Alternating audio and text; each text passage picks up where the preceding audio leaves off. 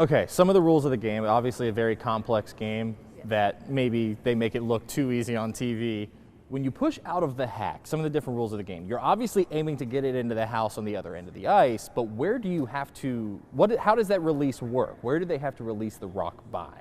Okay, they need to release the rock by this line up here. It's called the hog line. Okay. And it was named after a hog. Like a pig? Yeah. And it's right here.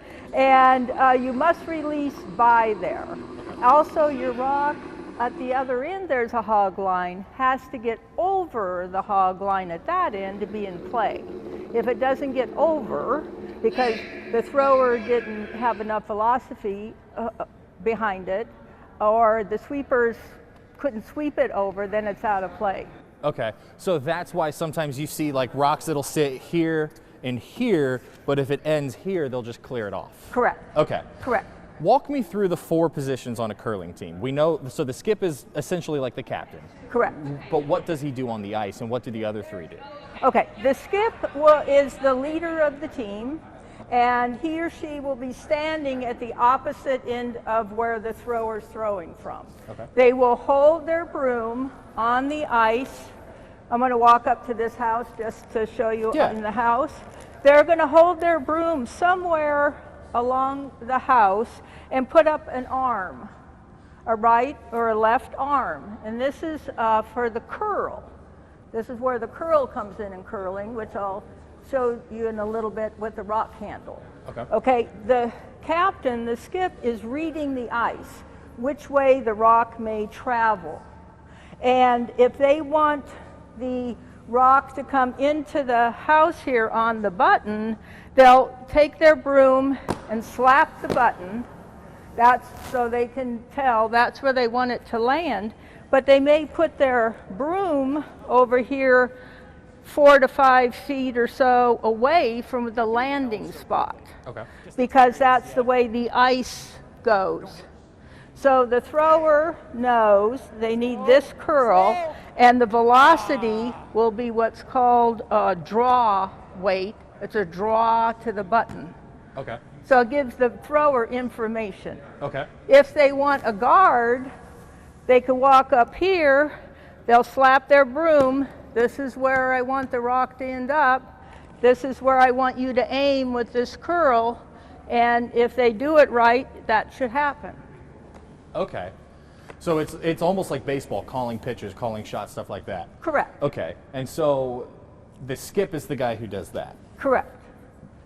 Are they just called sweepers at that point? The guys who are... No, everybody rotates. Oh. Well, pretty much everybody rotates. Come on. There's 4 people. Okay. The first thrower will have 2 sweepers, the other 2, and the skip will be at that end. Okay, the first thrower throws 2 rocks from each team. They alternate, red, yellow, red, yellow. Okay. Then they're done with their rocks. They become a sweeper, and the second becomes the thrower. Okay. Okay, they throw their 2 rocks on both teams, and then they rotate to the other person who had been sweeping and hasn't thrown yet, the third. Okay. So it's the first, second, third, and which is also known as the vice skip. Okay.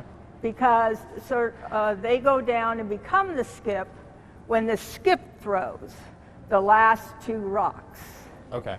And those rocks usually will be what the score ends up, because the other 3 players have set up the battlefield. Gotcha. They put out guards and all sorts of things. Okay. So when we watch the Olympics, sometimes you have to see them bring out this little metal thing. And I can see the hole for where it would go here. Yes. That goes into the middle to measure Correct. where a rock is to determine whether there is a score or how many rocks a team gets. What is that called, and why is that such a important We have thing? one here. Do you have a minute I can... Sure. Okay, now if we were scoring this, what's the score here? Okay, we can't tell. They look exactly the same distance from the edge here to the rock.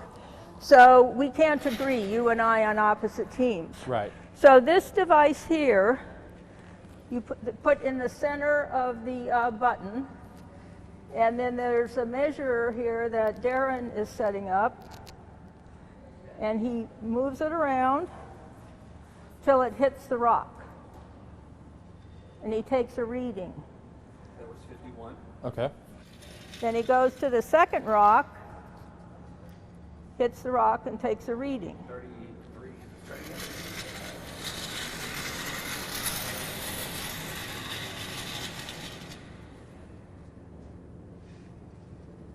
51. Oh, 133. This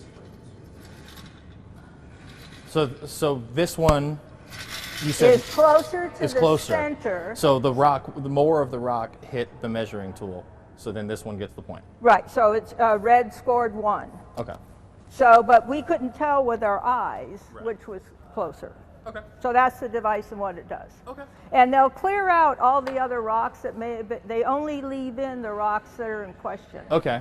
So like if red had another one on the button, this Well, was the then- one in question. So now it's 2 versus 1. Yeah, we'd already moved the one we that did would've score. Moved the one that did score. Okay. But we're not sure if that one also scored. Right. So it'd be 2 for like that. That's where it would come in for multiple points in the end. Correct. You got to do this in time. You mentioned it's like chess. It's like a combination of chess and shuffleboard on ice.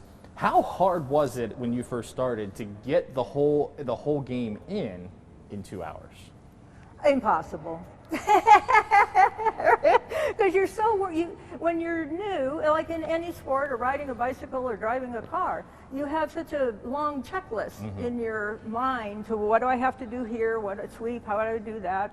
And so you're thinking, and until you get your muscle memory and understand the game, which doesn't take that long, Right. it's like shuffleboard, then you will move faster and get more ins Okay. in a match. Okay.